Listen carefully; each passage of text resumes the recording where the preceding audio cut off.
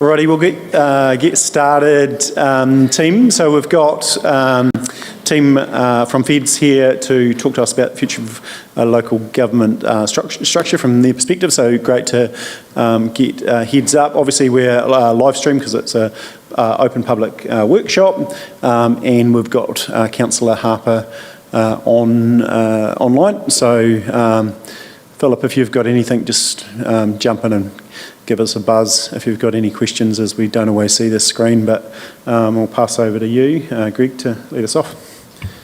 Yeah, thanks very much to the council for allowing us to come along and speak to you. If you know everyone, myself, Greg, local president, Megan Hands is our local government liaison relationship, one of those long terms. She does a very good job, and we really appreciate having her. And James Emmett here, Jimmy Emmett, local, he's our dairy industry leader for South Canterbury, but also he's a resident in the Timaru district, which helps because obviously I'm not a Timaru district resident. A bit of background from Federated Farmers' point of view, you'll well know that we've always been involved in local government. We've always submitted on district plans throughout the country, and at times we've clashed and at times we've worked constructively together. We as an organisation, we've come to the conclusion that the structure is broken, and not drastically broken, but there is problems that we need to try and address through a better structure. We're floating some ideas to try and get everyone on board and take us in a direction, just trying to drive it a wee bit from an outside point of view, hopefully help you guys in your decision making. This has got to be a community led thing. It can't come from any organisation alone, but someone's got to start the discussions that we've taken that position. So Megan's got a bit of a presentation. We'll probably run through that and then just have questions, maybe, and some backwards and forwards dialogue. Feel free to stop us at any time.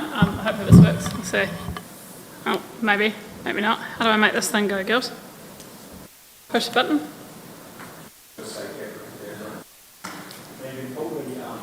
Yeah, cool. I'm usually pretty loud, Nigel, but I don't know if that's going to work.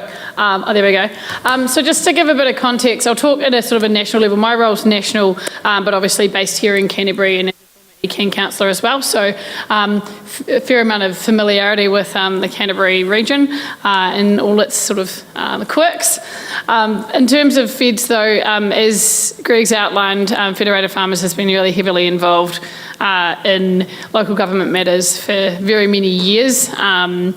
Whether that be submitting on annual plans, bylaws, general meetings, being involved with running for election, having people around the table. So we've got quite a big stake in local government as participants who interact with local government, but also obviously as landowners and ratepayers and members of the community.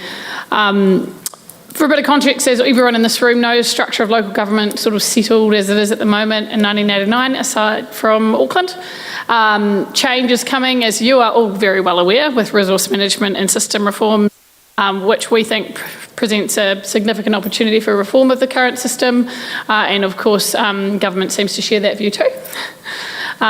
We didn't support the government CTB proposal for dismissing regional councillors who have just been elected, and our preference is that we go straight to moving towards the second stage of reforms rather than dismiss those elected councillors at this time. But that doesn't mean we're not up for change. We're very much supportive of change, and you'll see that as we outline sort of what we're thinking. We do believe there's an opportunity to consolidate local authorities to achieve efficiencies, but that can't come at the cost of communities of interest. And so for Canterbury, we think there's an opportunity to resolve some of the entrenched issues around governance across the region, particularly in that regional council space that existed pre-King commissioners and again now, but obviously also some of the financial sustainability issues that come out of needing the scale that we need to upgrade our infrastructure and provide the services the communities after. What was the thinking about keeping the regional councils? Obviously, you've got to come to a national position. What was some of the thinking around that?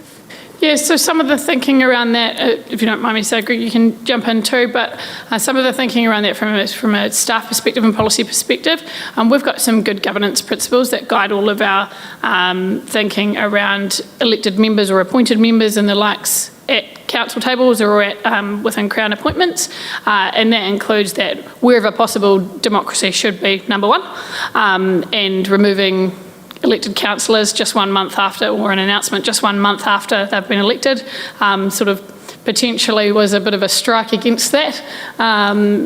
Equally, some of the issues that we've experienced with regional councils, which are fairly well versed and well known, tend to be Resource Management Act issues. We don't think that having an interim board in place, whilst you're trying to manage the council as it continues, at the same time as trying to reform it was the best model. So we said, keep the councillors in place to run the kata at ECAN or at the regional council in the interim. There's change coming with respect to the legislation, and absolutely reorganisation should proceed, and that reorganisation, we should have a reorganisation committee that sits there alongside councils like yourselves and Environment Canterbury or the regional councils across the country to progress that work to continue to reform. Have I covered it, Greg? And let's be honest, you're busy enough. Yep. Yeah, one of the challenges though, you've got competing priorities, and so for us to move ahead on, and some of us would like to move, the work ahead for Canterbury, we need funding. Government's clearly said that the funding should come from existing rates. So I've got to go, as the Mayoral Forum Chair, got to go cap in hand to ECAN councillors to ask for money to reform them, and that's the tension. Yeah. That was another part of our submission, was that for this reorganisation process, the government needed to stump up with some cash in order to continue to move with that. In the past, when you had the Royal Commission and the likes, that wasn't funded by councils, first and foremost. So, yeah. Let me click again. It's not. Skills. There we go. So previous positions nationally for feds, until now we'd never taken a reorganisation position across the whole country. They tended to be led by provinces with support from staff on a case-by-case basis where reorganisations are occurring, or during representation reviews. So in the past, from a Federated Farmers perspective across the country, we have opposed proposals that consolidate councils into larger entities combining major population centres and significant rural areas. But we have also supported proposals with district councils with rural towns and large rural hinterlands combined into unitary models. So if you think about probably the most recent example of that ended up not going through was the Wairarapa Greater Wellington proposal a few years ago, whereby Wairarapa wanted to form a unitary and wanted to get out of Greater Wellington Regional Council. Greater Wellington counter-proposed with Local Government Commission. This is very much to put it in a nutshell, it's not all the detail, and that then failed. And so as a result, the 3 councils within the Wairarapa still remain as separate councils, and the Wairarapa is still run by from a regional council perspective by Greater Wellington region out of the city, across the hill.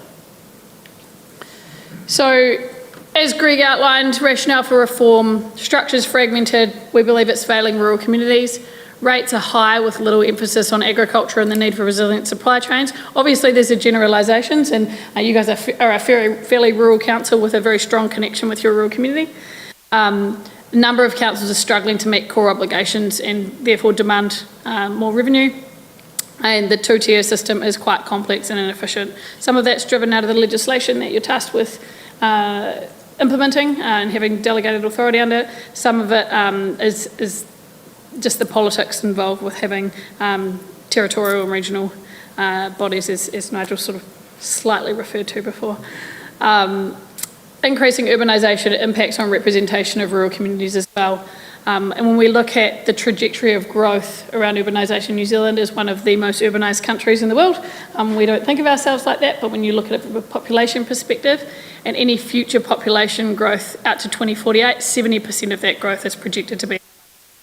So if you think about if you had a larger consolidated model of local government, what that would mean for representation for rural communities, it has a significant impact in terms of having a say or a voice around the table.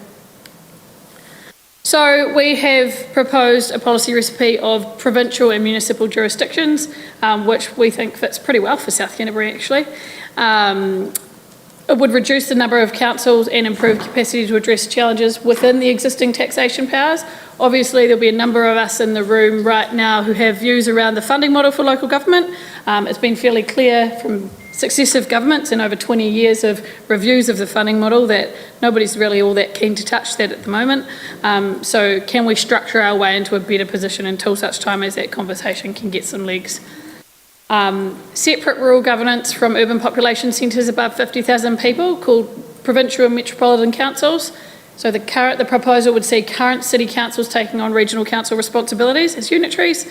District councils would likely need to do some amalgamation and combine, and also take on those regional council responsibilities. And regional councils, as we know them currently, would no longer exist as separate entities under our model. Any existing unitary councils around the country, Gisborne, Tasman, Marlborough, they'd just continue as is. The Local Government Act 2002 and the powers under it generally remain intact under this model. There's no significant legislative reform required in order to implement this. Most of what we've proposed, or almost all of what we've proposed, if you look at our long form document that we released yesterday, could be done under the current arrangements within the Local Government Act 2002 and the Local Government Electoral Act as well. So rather than throwing baby out with the bathwater, we've gone like, how can we restructure this and set it up how we think it should go in order to serve communities well without having to have government rip the legislation apart and put it back together. There may be some tinkers that need to happen, but largely we think the bones are there to be able to proceed with this reform without needing to go back to Parliament multiple times and go through a lengthy process in order to achieve it. Any electoral representation issues will require some further refinement at a region by region level. Obviously, this is a high level model that will look different for different communities in order to ensure you've got your representation right and those nuances around community assets and things like that. So community boards, catchment committees or other local board or community structures are still available and could still remain under the model that we've proposed. Can I ask a question on yes. retaining existing unitary councils and their boundaries? So I used to live in Nelson, and I worked in Nelson and lived in Tasman. Yep. And quite frankly, it should have just been one. The Tasman Federated Farmers would disagree. So that's our position there. Obviously, that's a likely outcome of reforms, that conversation. Obviously, Mayor Nick Smith's already making some noise there, but Tasman Fed Farmers at this point in time is quite opposed to joining Nelson City. Yep.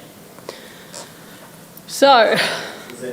that puts you over that threshold, urban, rural? Yeah, there's an element of putting over the threshold, and as we've sort of, and I'll send the document we released yesterday out to you all individually as well.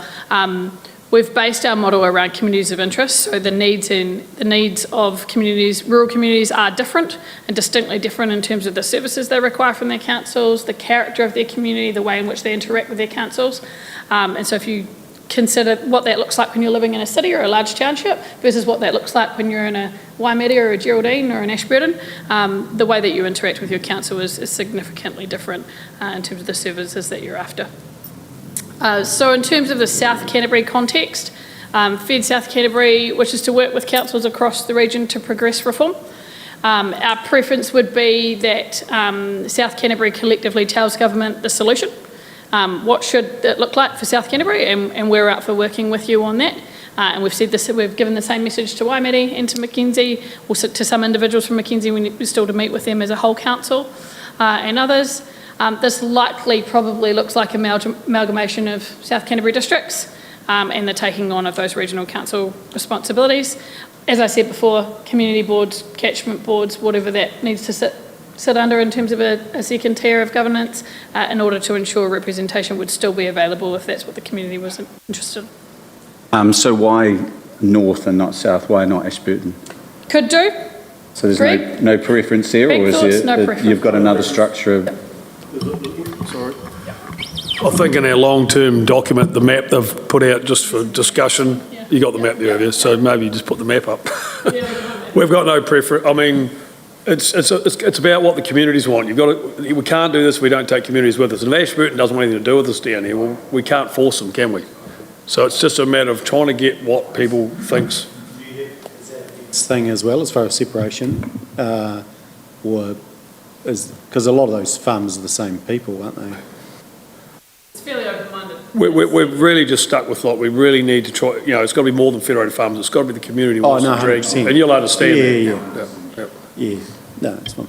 These maps are just purely what it looks like now, as you all know. This is not the map, this is what it could look like. So those red bits are essentially your 50,000s. That's QLDC right there in this map. more of a metropolitan unit in some rural area, out to sort of terrace and the likes. Just, you know, it's a variety, I would say. It's not the net, because it says, this is just literally playing with maps. It's a, what could it look like? Where could you put the boundaries? And you start to quite quickly see that you're getting a significant consolidation based on communities of interest, so more rural versus more urban. Again, nothing, oh, gone too far now, there we go. So don't get too hung up about where those lines are down the bottom especially, and obviously Greater Christchurch, Selwyn, Waimakariri from a Canterbury perspective is where there'll be a ton of debate, and then obviously to the south of you as we were expecting debate as well.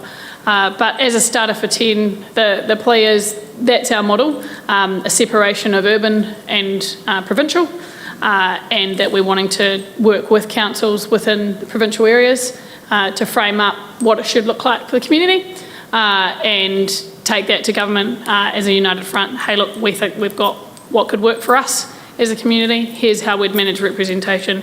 Here's how we think it could work. Let's get on with it, basically, is the proposal. So if you were talking to Waitaki councillors, what would you be saying to them? Would you be saying that get rid of your Otago, get rid of your Canterbury, but give it to the northerners? I mean, it's the same thing again. It's all around trying to get interest. I mean, like the problem with when we were taking on some of those environmental plans, you know, the catchment does go down into Waitaki.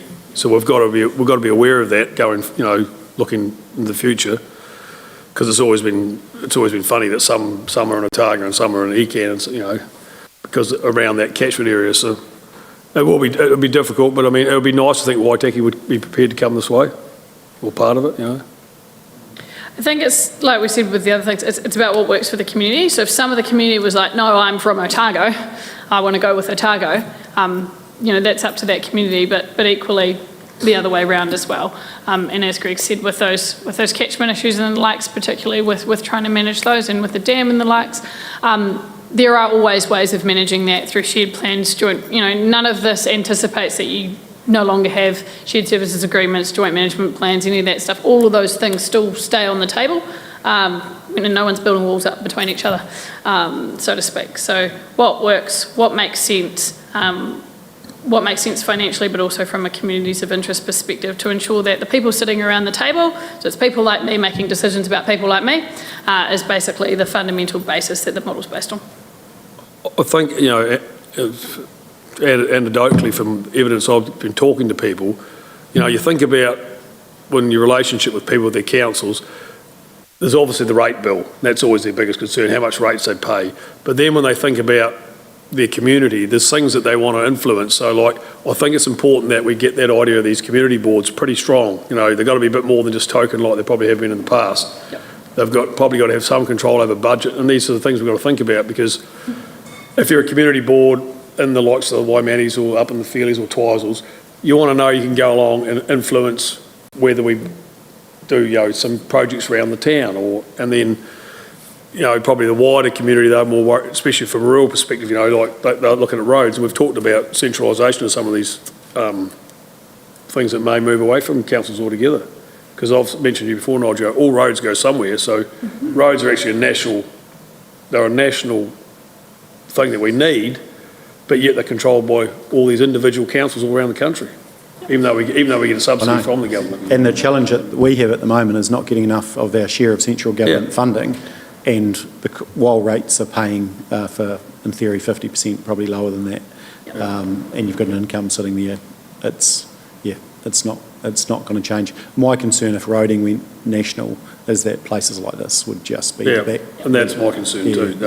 We'd go on the back burner, you guarantee it. I mean, we're doing some economic work around that at the moment that we'll present back to government again, around the, you know, vehicle kilometres travelled, all that sort of stuff, road, you know, fuel tax, and what we're not getting again, but, you know, falls on deaf ears when elections are won and lost in Auckland, doesn't it?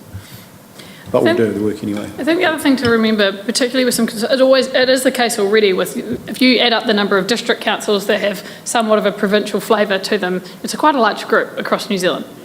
You get some consolidation of that as well, being able to model out those numbers like you're talking about with your economics, but also the ability for government to target towards this is metro funding, this is provincial funding, with a like-for-like community basis, should become somewhat more logical. Yes, there's still risk around does rural miss out versus urban miss out. And we see that play out in England, we see that play out in Australia, we see that in Canada. But there is the ability to have a very strong voice when you're united around this is the things that we need, here is what we're producing from an economic perspective here in this district. Where's our share? How does this work? So I think there's some strengthened voice that comes from some of that joined up approach as well. I think you've done some good lines, particularly for Canterbury with the rivers.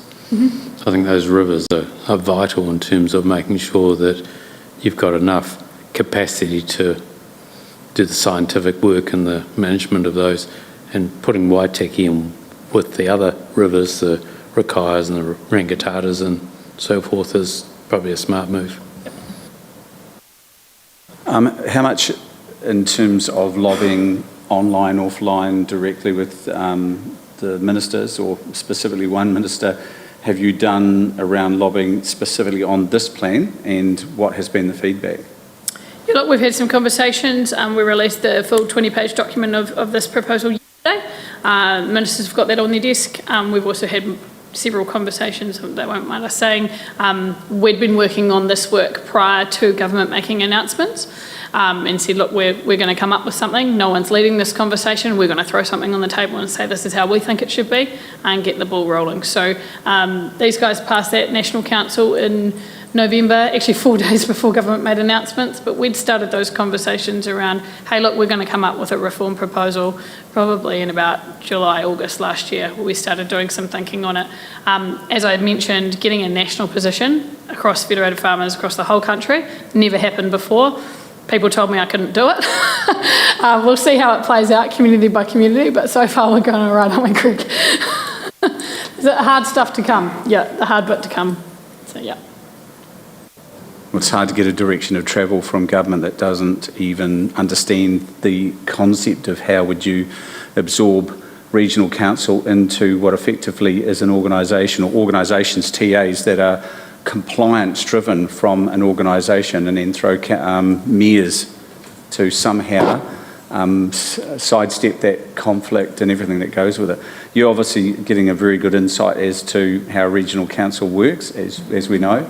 I'm putting you on the spot now. So in terms of the efficiencies and effectiveness of ECAN, that mammoth behemoth that sits there in the beehive in Turum Street and everything, what do you come away with around where they are and their ability to operate? This sort of have to be me. Do you want to comment, Greg, first, and then I'll provide a personal comment? Just to add, because you guys haven't seen our full document or policy document, we've talked about maybe taking the science stuff out of science and regulation and enforcement out of regional council hand, and have it with central, might be with the Ministry of Environment, and they do that sort of work, all that's enforcement around, and river testing and all that sort of stuff, because that is they probably employ 100 people in that building in Christchurch for that stuff. Really, and is it necessary? Is it political, is the question. Yeah. So the setting of rules is political. Absolutely. The management of resources like how should we manage resources, the setting of policy settings is political, but the compliance according to those rules shouldn't be, and neither should science. Yeah. And so we have gone through and done, we're DIA working through a functions review at the moment. It's in the, as far as we know, in the basement, and nobody's seen any of that work, unless you guys have seen any recently. But we've had a crack with the table in that document that says, yep, compliance monitoring and enforcement goes to centralised agents. Some of the science can go that way. That makes the councils that are left truly service providers and policymakers. Yes. And asset managers.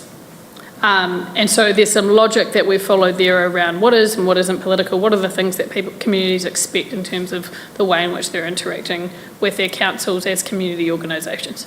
You've hit the nail on the head, because I know from other regional councils, but they're nowhere near as bad as ECAN, their ability to actually be an effective regulator when politics and what side of the bed they got up on the morning and who a particular personality isn't for driving certain things, is there's no continuity, and there never has been, and yet it's a rules-based structure, statute and everything, and they still don't follow it. And then you say you bring politics into it, and you can't separate any of that out. It's just so ineffective. I think my observation, having been a former councillor, is you've got that right in terms of we need to remember that ECAN as our regional council is the largest regional council in the country. It's a behemoth, and not only is it the largest regional council in the country by area, you think about the economics of this region, the resources that we have available with respect to our water and our land. It is massive to manage. We've got a large amount of hydroelectricity generation as well on top of that. We are really an engine room for New Zealand. That is tricky to manage, but as you say, you layer on top of that competing political interests because of different communities of interest that are represented around the table who have different ideals, different views on how all of those things should be managed, plus complicated legislation, and it makes it a very difficult beast to move in any direction, and it requires incredibly skilled management. It is tricky for anybody in that building, and that's not to make excuses at all for anyone. Trying to do the right thing, trying to steer things, trying to get things done with an organisation that large with such competing politics, competing interests and complex legislation is not an easy thing to do. Not at all. No. Yeah. Yep. Having said all that, I'm surprised Federated farmers are saying let ECAN trundle along in the way they are. I thought farming interests would be keen to actually resolve the issue, and the government's made it quite clear they don't think it's working, and that's why they want to hand it over. So knowing all that, I'm surprised, even on your second slide, almost rebuffed everything you said about I get it, they were democratically elected. They were when the Crown put in their panel above them. So I'm just surprised on how you've come to that answer, because after stating that, everything you've said since then is the opposite of that. So I'm a practical person. What's the answer? I mean, really, if we did chuck them out and put a controlled board of mayors in charge of it, would it be any different? All the staff would still be there. Those guys would be dictating to that staff. From my experience dealing with ECAN, nothing would change. The only way it's going to change is if we change the whole structure. And we can't I'd love to click your fingers and do it tonight, but that's not going to happen. Well, I guess the government are giving you that option if you supported it of doing that because of what they've said. And, you still drive a Model T forward on your theory that we can't change and we'll just go along with it. I'm just saying I'm surprised that that's where you're at. From a national perspective, when we looked at it across the country as well, we had concerns around the risks for what it would mean for the governance of your district councils as well, with mayors being placed into another role on top of their current role. The resource management reforms, as they're rolling out at the moment, the first generation writing the first generation plans potentially would fall under that CTB position. What the politics of that would look like with respect to who would be around those tables, and acknowledging that the proposal said the mayors, but it very well could have been nominees as well, which may not have been the people who rural communities might have wanted at the table, particularly for setting of rules around land use. So we saw that there was risk both to district councils and city councils and to the region by removing a layer of governance that had been elected, adding additional responsibilities to the mayors at a time where there is so much change happening within the resource management settings. And so taking the time to get the structure right and do it properly and moving reforms quickly. So with a timeline, particularly for the South Island, we think we could move faster in the South Island with a timeline to the next election, which would line up with the resource management reforms. We also included within our resource management reform submission to Select Committee that the Select Committees needed to speak to one another around the timelines and the timeframes for the way the two pieces of legislation and reform would fit together, because they appear to be quite mismatched and not lined up in a logical and cohesive way. And we think there's risk to both reform programs as a result of that. And I'm confident there's, I'm not going to say how many, but there's definitely councillors in there that are quite prepared to, vote themselves for Christmas dinner. There's councillors there now that are happy to see the end of ECAN as it is now. They won't all be like that, but there's councillors there. Yep. Yeah, most of them. So, yep. There's two sides to that, because if you look at the transition of how you want to get to where you're going now, the mayors are likely to be the ones, and it's very unique because you understand the size of it and everything, and also the mayoral forum and how connected they are, and probably one of the biggest lobby groups, effective lobby groups within local government, and their ability and knowledge around regional perspective. It looks really good, but that decision was not made out of anything other than to go, we're going into an election. We have to be very careful about people's perception about local governance. And you saw what happened to National last term over Three Waters. This was their go-to position. This is my opinion. I've spoken to James Meagher about it and everything. He never says no. To be a safe way to transition without doing away with local governance. And that's exactly how it's probably landed that way. It's not being expedited in a way that's a really good thing. It's something that is palatable going into an election year. We just think that the interim position that the government has taken was unnecessary and we can move to reform faster. Yep. And I think in South Canterbury we have the opportunity to do it. We have the opportunity right now as a joint group to write to the government and say, we've got the answer, let's do it now. That option's always open to you. I think that I hope Federated Farmers hasn't lost connections with their grassroots members on this, because we've sat in halls together with farmers who have said, get rid of ECAN, get rid of the governance, start again, it's broken. And so I'm a little bit too concerned about the direction of travel that is currently going. And out of respect for our mayors across Canterbury, do you not think that we have sat here and said, how can we support the mayor? We have to step up as councillors so our mayor can be a strong representative at that table. He didn't sign up for it, but he's got it. And we're here to support him to make sure that our community is successful at the table. So I think, you need to be, I respect your position, Federated Farmers' position, but I think you need to realise that here at Council too, we have sat here and said, how can we allow the mayor to step up to represent our community with this reform? That was the thinking, was actually we'd require more resource to help fund other people to do more work, but actually once in a lifetime opportunity. Acknowledge though that there's split views around, it's probably 50-50 as far as there's probably half of the mayors of Canterbury want to rip into this, and there's a couple that think that they could get it done in about a week. But what do you reckon, Greg? There's certainly a will. It's a challenging environment, isn't it? I think with respect to the CTB stuff, remember again, national position, and of all of the regions where, and Greg won't mind me say that, all the regions where we really denied, is this the right call? It was Canterbury that we were unsure about. There's no doubt, and I agree with you, Stacey. I mean, I'd be struggling. It'd be like trying to find a unicorn to find a farmer that didn't want to get rid of ECAN. But my question is, what is the quickest way?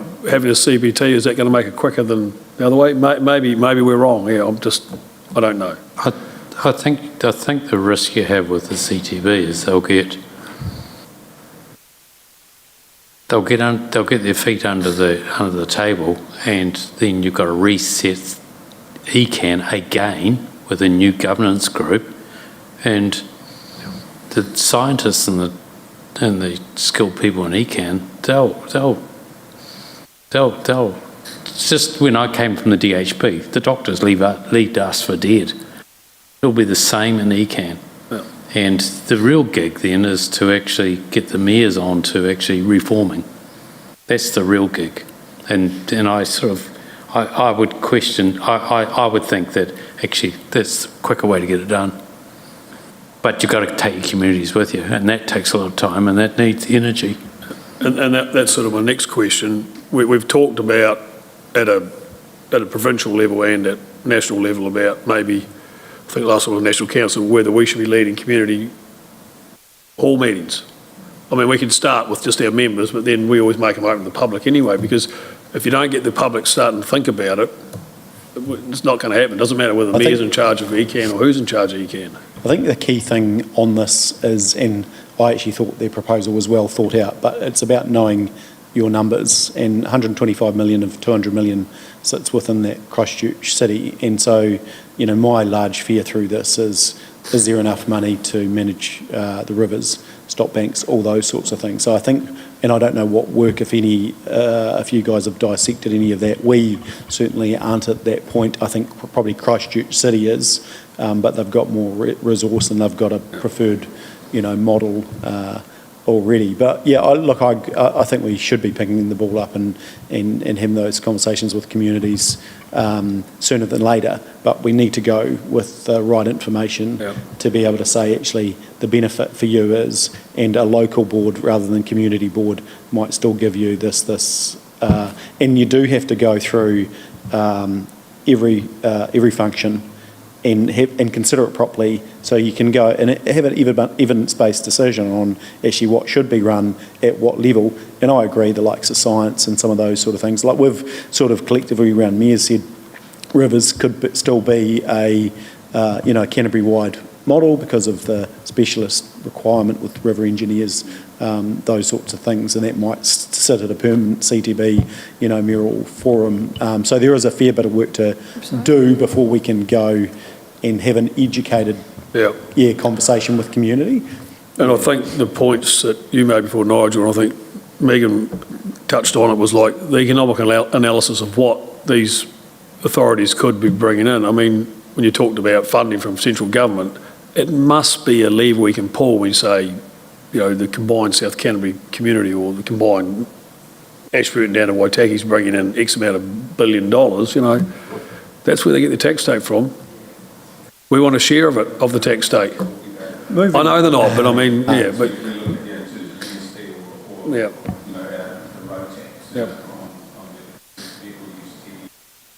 Moving forward, though, it will be a better model if you've got 30 or 40 councils dealing with, so as far as lobbying and, actively for our areas. Sorry, question. You guys have spoken to, you guys have presented to Waimate Mackenzie? Waimate, we haven't. We haven't done a full council with Mackenzie yet. Yeah. We're going to do the full council. We spoke to the mayor and two councillors and a regional councillor at the same time. Oh, yeah. Just to give them a prelim, they want to see this presentation too. Yeah, cool. And Waimate, what was the feeling? You want to give your take on you're the local. They certainly, I'm not saying they're sitting on the fence, put it that way. They still think they can do it, but they think, that we've put forward a good argument and they're prepared to certainly work with us. I think the thing with it, and it's the same thing I was going to say to you before, Nigel, around the balancing these perspectives, because on one hand you can look at the finances and those are really important and say, am I going to be better off as a ratepayer, that sort of thing, and you're never going to be able to really truly put your finger on it and say yes or no. Genuinely, it's going to be like you'll get a quantum, but yes or no. But the other factor to the conversation is, are you going to be well represented? Are the decisions that are being made for your community, do you have the ability to influence them, that sort of thing? I think we can quite confidently say, following a model whereby we focus on communities of interest first, that the answer to that will be yes. Working out which functions sit where and how we manage that financially is the trickier part. So it's balancing that. And when there's a conversation we had with Waimea, they said, well, is it going to be better for Waimea? I said, well, it depends what you mean by better. Do you mean your rates are going to be cheaper or more expensive? Do you mean that you're going to have a say around the table? For decisions around your land use and consenting for your farms or for whatever as well. So it's all of those different competing interests to balance. And you've got to put a dollar down somewhere around what's the thing that's most important to you with respect to local governance. Is it representation and being able to influence decisions that are being made at your community? Or is it purely about how much your rates bill is? Because I think it's both. But the first and foremost is about your ability to influence that, because if you can't influence that bit, you can't influence the other bit. This is actually about dissecting what we do and what is very close to the community, as in swimming pools and libraries and things like that, and then other stuff that you need to group up to actually get some sort of quantum change. Roading, for example, if South Canterbury did roading, you would probably get a bigger gain. And those are the sort of things we've got to think hard about, so that those communities in the local areas can be seen in what we do. I think the key one that you've hit the nail on the head with is, I don't think we'd be here if you didn't have Christchurch urban influence over rural decisions. Same across the country. We probably wouldn't need to have a conversation. It would just tick away. If councillors from South Canterbury were making decisions on local regional policy, we wouldn't need to be here. And so that's the key one that I think you've nailed, is around that urban-rural mix. If you could assist us with getting that message to Wellington, that would be... Yeah. Well, and I think that was subtly through they did highlight urban-rural, but 100%. And I think within Canterbury, Mayor Phil has said to me, and he'd be happy for me to say this publicly, is that he sat around our mayoral forum table, and a lot of the issues for Christchurch are quite different than provincial and rural. And he's of the view that actually, urban Christchurch shouldn't be making decisions over. And so I think we're relative, as far as what Canterbury needs to achieve, we've got the thinking's pretty sort of bang on. We're still going to have some challenges around politics and people, and all that. But it's a good opportunity. It'd just be good to be able to, hopefully central government put some teeth in it so we can actually get some stuff done. Because if they pull back and, don't let decisions be made, then we'll just, The interesting thing you made that point about, so I remember hearing that, about the fact, I think past councils have been nervous of the fact of losing that 500,000 odd ratepayers in Christchurch, because that funded a lot of, the general rate was a lot of money. I remember my father talking about it. I said to him, what the hell are we in with Canterbury for? And he said, a lot of money up there. But I mean, that's always been a nervous why it probably hasn't happened quicker than it should have. And I think the thing is, though, we actually don't know. Yeah. We've got to do that analysis, and it might not be as bad as we think. The right conversations with central government are on around, river management, but that could be fixed by actually having having river management at a Canterbury level as far as stock banks, and that then would. You don't have that urban-rural issue with policy, etc. And saying that, a lot of policy is going to be taken away, So a lot of it's going to sit. You not think? Because this is my concern. And originally, Waimak and you read the bills. Yeah, and so that's another topic. So this is what I thought was odd with originally Sal and Waimak just wanted to, hey, Christchurch City will do all the unitary stuff on our behalf, but that doesn't take away the urban-rural, challenge of in and around policy. So, that's interesting. Yeah, it will be interesting to see where the resource management bills, particularly the natural environment bill, lands. We'll be careful not to speak out of turn for my policy manager here, but because obviously there's lots of conversations still occurring, and so there can be a process with that. The bills, the way that they're currently written, you'll be aware that feds are not happy with. Decisions should be made locally around resource use, absolutely, but without appropriate guardrails.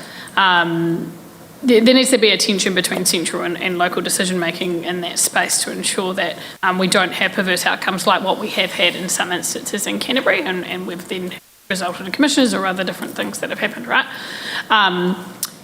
In terms of that taking decisions away, the bills as they're currently written give a lot of power in environmental decision making to local communities.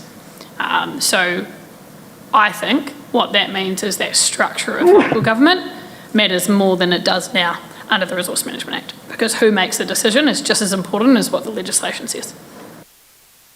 The sad thing about a lot of the regulation around, which came about through the RMA and, water quality and that, one of the best controls I've believed in the past of those issues is peer pressure. Mm-hmm. If you see your neighbour doing it, and if everyone in Timaru sees people picking up rubbish, everybody starts doing it because you don't want to be seen as the pariah that doesn't do it. Mm-hmm. That's the best form of regulation you can get. Holding a bloody big stick and saying I'm going to fine you thousands of dollars if you do that. You're always going to get the numpties, but the majority of people will come to peer pressure.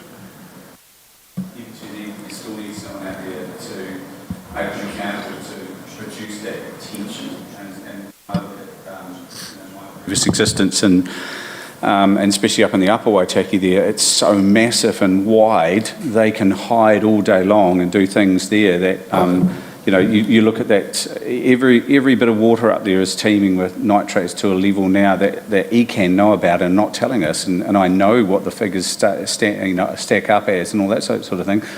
Lake Benmore is on the verge of tipping any time, any year, and they can't get out of their own way to do a proper job because all you have to do is they fear complaints. You complain, they just slow down, pull their heads in and go away. That's why you need to take that compliance, as you said, away into another organisation, take the politics out of it and say, here it is. There's thousands of active consents out there and never being looked at, and that's the licence with them to act with the environment on behalf of the community, and they're not being looked at. It's good. Can I ask you a question? Sure. No. What's Fed Farmers' position on talking about the transition, whether the mayors or current elected members? It is existential for ECAN, feeling that there is strategy behind closed doors to get the best possible, strongest position to keep them around as long as possible. How does Fed Farmers suggest in that policy document the elected members that are in there for that transition so that they can actually always get the best outcome at the other end? It's not a space we got into. We were focused on the future model in that particular piece of work. We provided some commentary with it. Submission feedback on CTB, but we didn't really get into the transition piece. Other than that, we said that it should run alongside and that there should be some involvement of both regional councillors and a combination of the mayors as well, and potentially commissioners involved there. We did say that if you were to include a commissioner in that body in a separate, or if CTB was to progress, that a commissioner shouldn't have a vote but could steward the process or chair the process.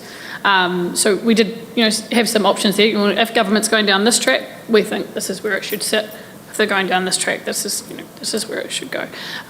As I said, didn't get too much into transition arrangements. I think, look, there will always be conversations where every council and every organisation will try and get itself into the best position. That's natural, right? You guys will be doing it too. That's a reality. I don't think we should be fearful of it, but just mindful of it as you proceed, because everyone is doing the best for their role at the time. No different to if you've got mayors that are elected and swear an oath, or councillors that swear an oath to their own district versus swearing an oath to the whole region. There's a competing oath there, a competing interest there. It'll be interesting. There'll be a whole lot of paperwork somewhere from the Royal Commission inquiry in 1989 that there'll be a whole generation won't have read. So, I mean, there would have been a hell of a lot of conflicts back then that they worked through. So, people should be looking at it. I mean, yeah, we did do a bit of research. So Nigel Billins, who worked on our policy paper that we released yesterday. He was around then. He was, yeah. But we have, so what you'll see in that document is just a 20-page here's a high-level model sort of thing, but in behind that is a significant amount of heavy lifting around experience of interviews with people who are involved in Royal Commission, experience from annual plans, long-term plans, bylaws, all of those processes over the last 30 years that sits in behind the work that we've done. As I said, Feds is, I think people underestimate the work that Feds does in local government. We are the only organisation in New Zealand that submits on almost every single annual plan and long-term plan in the country. We have better data sets of rates, flows and the likes than what DIA has, because you ask them for information and they simply don't have it. And we've got it in not necessarily always a usable form, but in spreadsheets in the depths of our documents. So we know that we've got a hell of a lot of information there. Yes, it's the information that we're interested in, usually, not a full set, but it does inform our thinking around all of this stuff.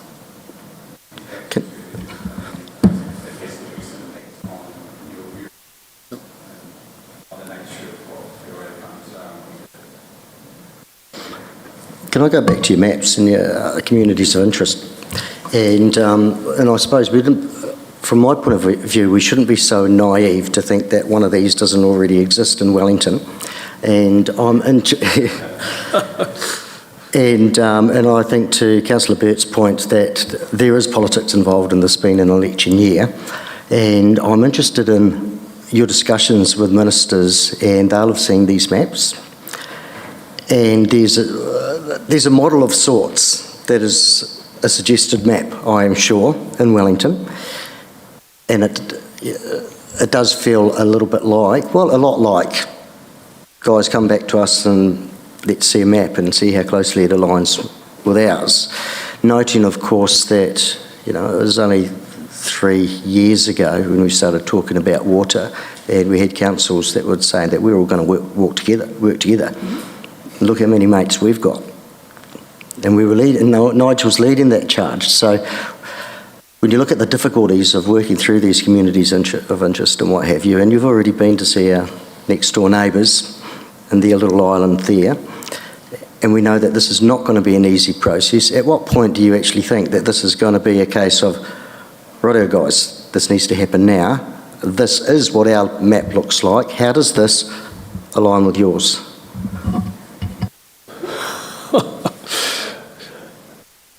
Yeah, I agree. They'll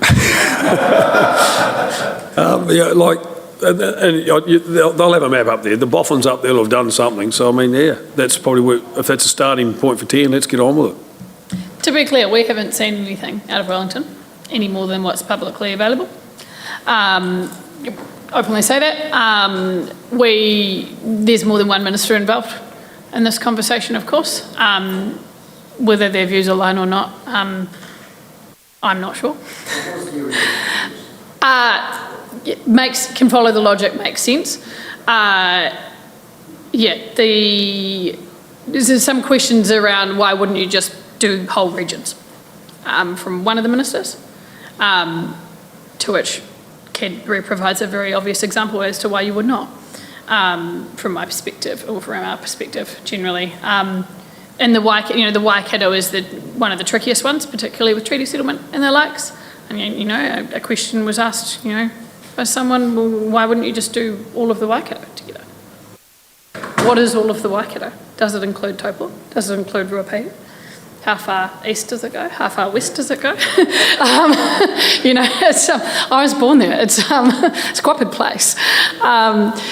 You've got to have those conversations. As I say, we're no further ahead than you in terms of what's publicly available. Perhaps you even know more than we do. But as we said, we've taken the action to put something out there, to go out publicly. There is no other organisation that actually has, been bold enough to do so, both from a functions perspective or from a lines on a map perspective. Of course, they'll shift around. It's a starter for 10 in terms of discussion.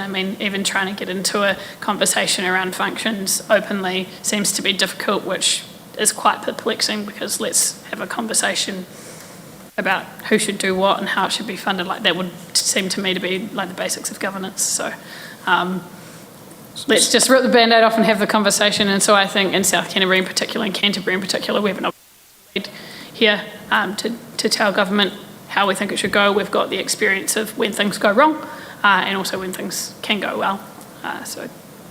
So some of the feedback we've had, it sounds as though even if there is a change in government, that Labor's open to reforms as well. How far they're prepared to go, who knows? But so it's almost like we're getting, I mean, I don't know what you've heard, Nigel, it's almost like we're getting cross-party support for reform, so that makes it a little bit easier, you know, if you've got both sides of the house prepared to think about it. I think the risk, as I said before, the risk of communities like South Canterbury or like Canterbury not, and ourselves not stepping up and saying how we think it should be is, as you say, they saw how difficult things were with Three Waters and how difficult it is to get people to work together before forcing them. And so the risk is that you end up with a forced position that doesn't serve communities well or doesn't do, you know, doesn't solve the issues that we can observe at the grassroots. Yeah. Yeah. So tell first rather than wait and see what happens is kind of the approach that we're taking.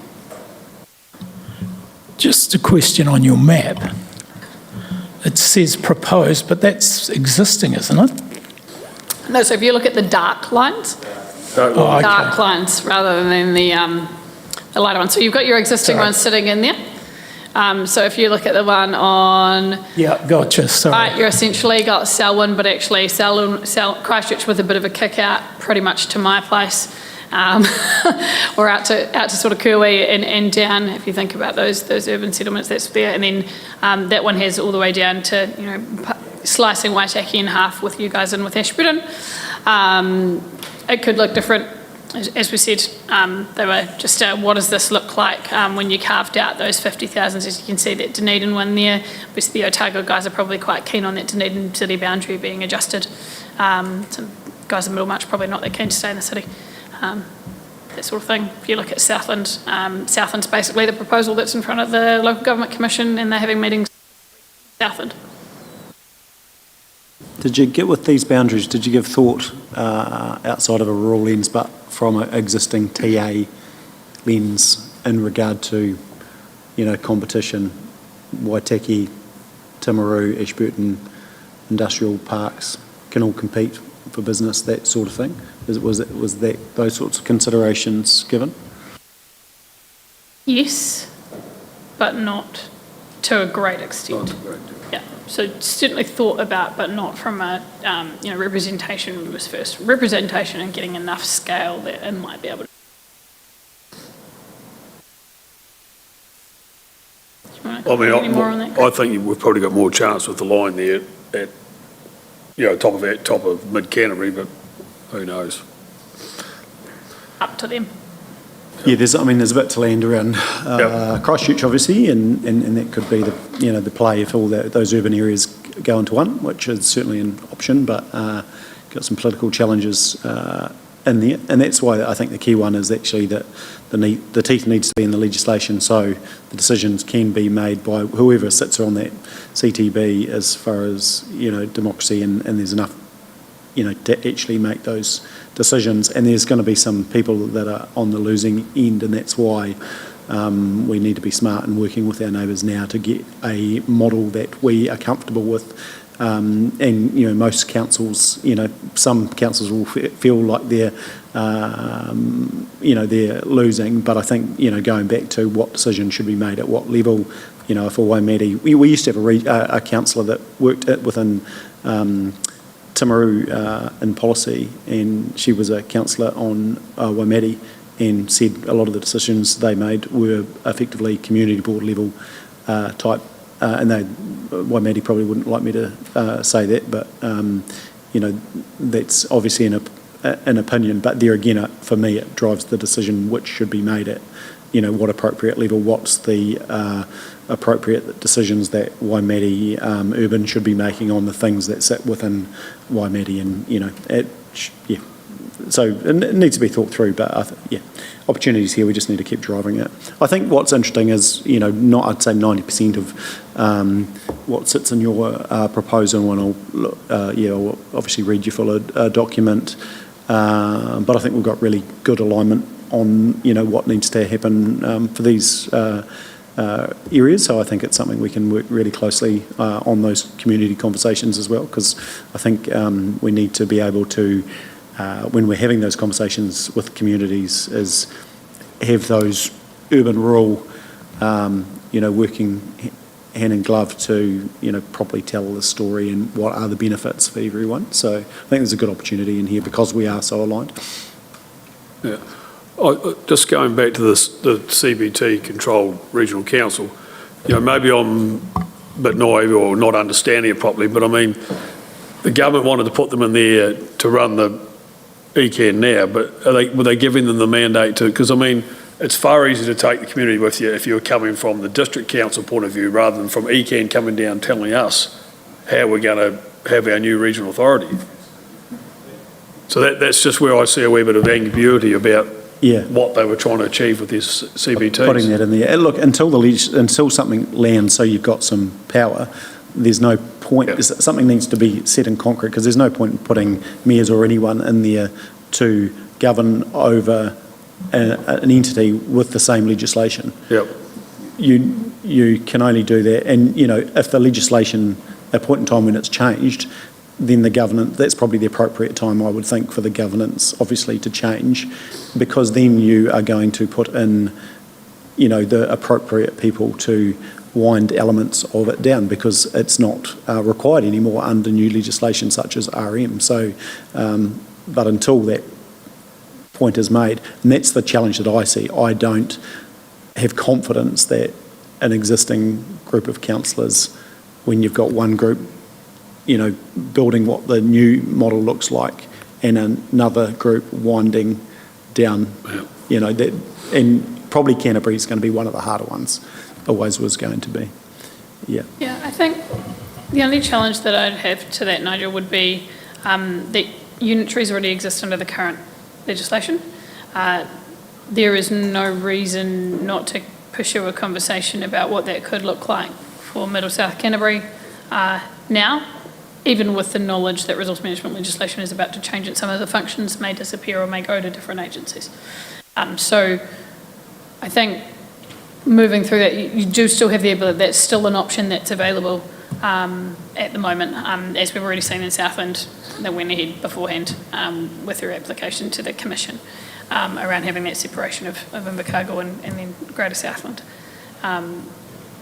They know that resource management legislation is going to look different, but a unitary for Southland Rural and a unitary for Invercargill City still looks quite attractive comparative to the current model. There is an argument the government's been quite clever by putting the mayors together, if you're looking at amalgamation, whatever form it is, even if it's South Canterbury, because then they're in the room together, talking together, how we're going to divide this up, what are your other shared services. So politically, you could argue they've been quite astute by going down that way, because within Canterbury there are some republics that don't want to be talking to anyone about anything for whatever reason.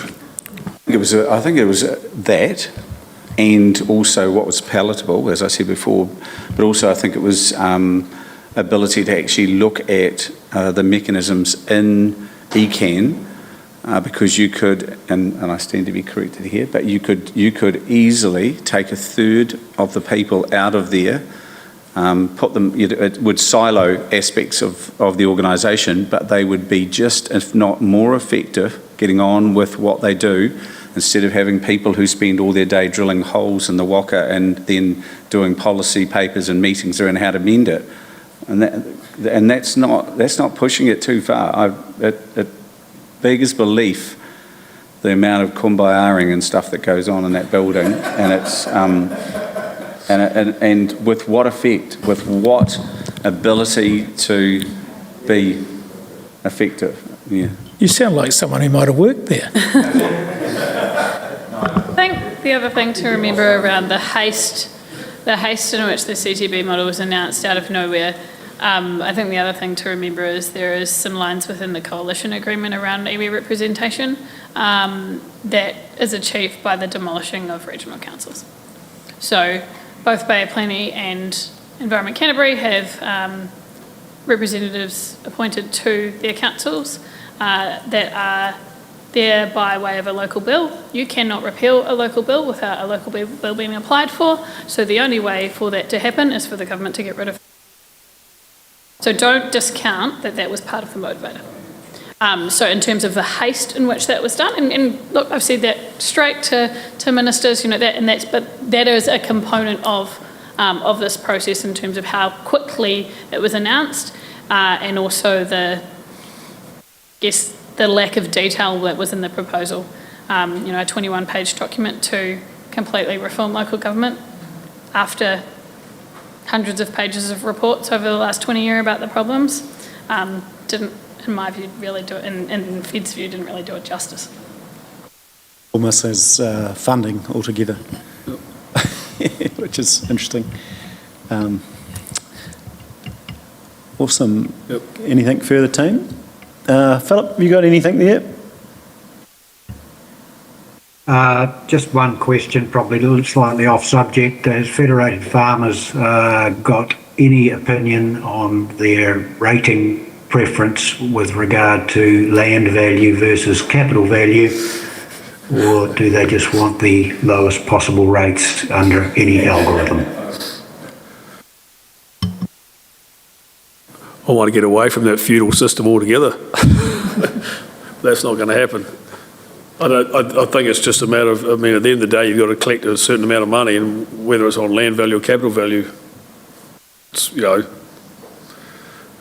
what's going, you guys are land value down here, aren't you? We're capital value up in Mackenzie. Still doing the same job, you're collecting the money you need to run your organisation. Yeah. Yeah, generally we've taken an approach throughout the country around going through the plans as they are, and looking at where there are things where the priorities should sit or not.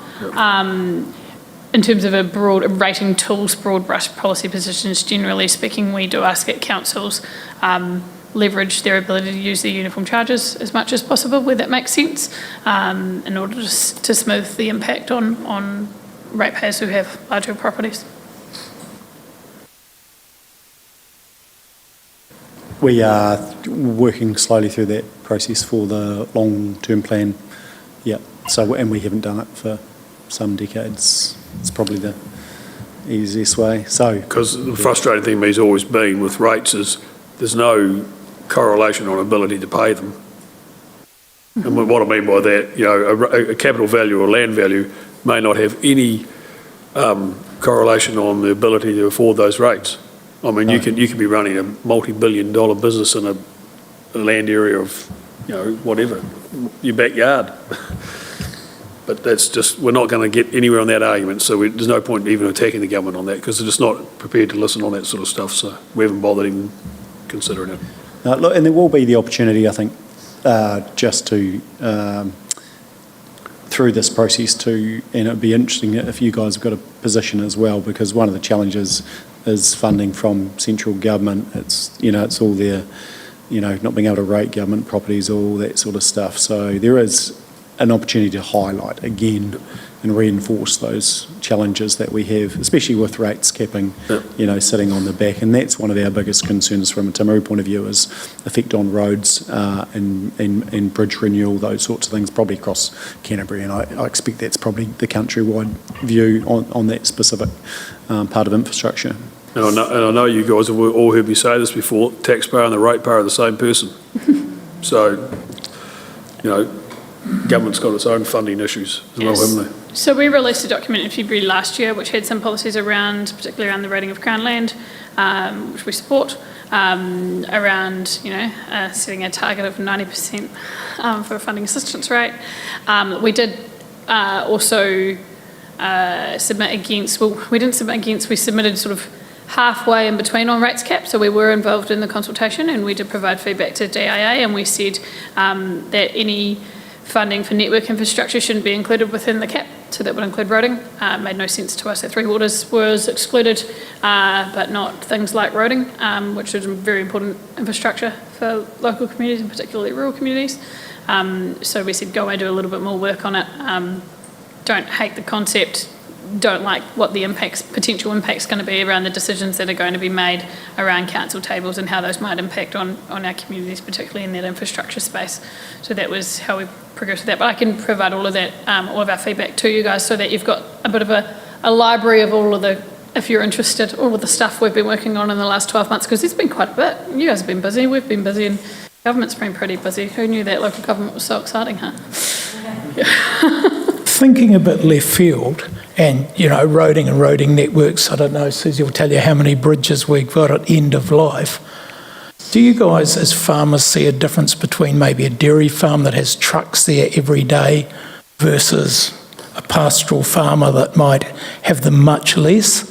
Have you ever had conversations around that? Because, if someone's wearing it out much quicker than the other one, I don't want to get you boys and ladies into trouble, but I'm just interested. It's just someone said to me, It's interesting, that argument, because I remember, as some of you know, my father was mayor of Mackenzie, and the bridge into Godley Peaks back then when he was mayor, to replace it was going to be $800,000. I think the last district plan I saw for Mackenzie is $4 million now, and it seems out of control. But and he said to me, he said, we could buy the bloody station for $700,000, but you got to remember that tanker that's going across the bridge and there is bringing a lot of money into the New Zealand economy, whereas the pastoral farmer's not bringing quite as much. And you talk about the GST and the...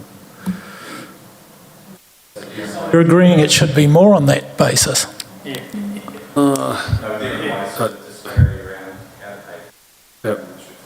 So we do have a national policy advisor who works on roading policy.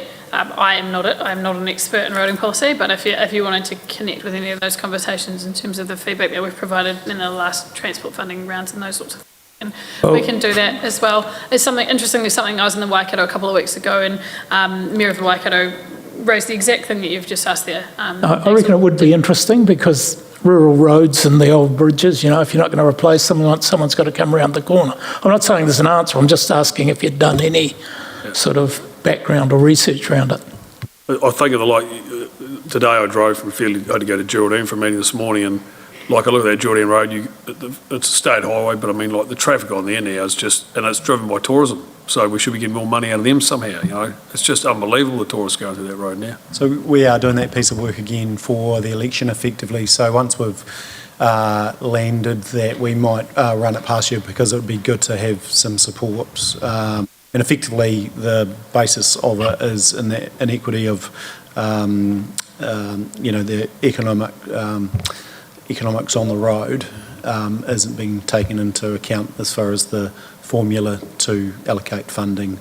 That's the local part of it, and then of course it's just we don't believe that the highway network's getting the share of investment as well. So once we've done that, we'll share it with you. When you say we nudge, was that you, Timaru, or is that Mayoral Forum or? No, it's actually similar across Canterbury. Yes. As far as you'll know, we've put those numbers out a few times, but we're doing it from a more South Canterbury lens, but it sort of does part of the OIA request extended through to Ashburton didn't as far as some of that data. So I think we've got a meeting on Friday with the economist that's doing the piece of work to just keep that going. So VT supporting that, and I think it's Friday we've got a meeting. So, but it's we've done it from a South Canterbury lens, and some of that information. So as you lean into it, if you want to come, is slightly wider than that again because of the data. Yeah, no, you're correct. It's around the contracts that occur across highways, and so being able to get that funding split for just South Canterbury is hard. So the way that the contracts work for highways over the last 10 years actually, from the Rakaia River Bridge down to the Waitaki. So that's the availability of the funding that we've got, of how they can report to us through the OIA request to get that information. But yeah, no, it certainly is a Canterbury-wide issue around the availability of funding. And the team would certainly be interested in. Yeah, and previously Fonterra shared their numbers, and I'm sure they'll do it again as far as truck kilometres travelled on our network, and a pretty high level estimate, we believe. So, yeah. Yeah, it's interesting you bring up roads. Dairy farm for an arable farmer, surrounded by local roads that are joined by highways. And so, welcome to my madness. But it is an interesting thing, and I think going back to everything we've spoken about today, this is one aspect of the opportunity that South Canterbury has with this whole platform that we've been talking about this afternoon. It's got an opportunity to nut these things out, be regional specific, and if we don't take this opportunity seriously, then we might be might miss out and have something handed to us that we had no involvement in. So I think it's really important that as a council and as an organisation like Feds, we have these meetings more regularly. I'm very new to this, I'm learning, but I'm really impressed with the way everybody's been willing to work together. We know things, you know things, but let's be a part of the conversation. This is the opportunity I think we have, and if we and back to Councillor Piddington's thing about farmers want to get rid of ECAD straight away, and your point about every farmer wanting to get rid of it. We haven't lost sight of our grassroots, but we have to take caution not to have emotion run this process and have a little bit of sentiment around it, but be sensible enough and big enough to understand what's happening, and that we can have a real option to shape how it looks. Sounds like a good point to end it. Thank you. I think, I think you did that really well. Any last comments, Megan? I guess in terms off. of next steps, it would be great if we could take a time to have a chat around how we move this along for South Canterbury around, as Greg said, any community conversations or any next steps around engaging with government or with others. We're quite keen that we don't wait to see what happens to us. We're quite keen that if we can work together, and I know you also have conversations, Nigel, around mayor reform and that sort of thing, but you wear two hats, right? So moving that forward would be really great if we could we could do that. As I say, I think there's a real opportunity for South Island to go first, and a really logical place to start that, where it's very clear what the solution could be and what it could look like. Probably one of the easiest ones to crack is South Canterbury, to be honest. And I don't say easiest in the, like it's simple and easy, it's easiest comparative to some of the other parts of the South Island in particular. Yeah, no, I agree. I think so. I think that we've just got to be open to running the process really well. Mm-hmm. So we do take communities on the way, and that's really important for those small areas, population-wise, like Waimea and Mackenzie, is that actually everything's been considered properly, that we're not just rushing to an outcome, and how we really think through democracy and what's important around decisions at what level and all of that. But there's some great opportunities, and while it's in front of us, we may as well seize it. So 100% or stay in touch on the next steps. Cool. Thank you very much. Thanks for your time, guys. Thanks guys. Really enjoyed that. Yeah. That workshop. Really good. Yeah, to hear from me so much.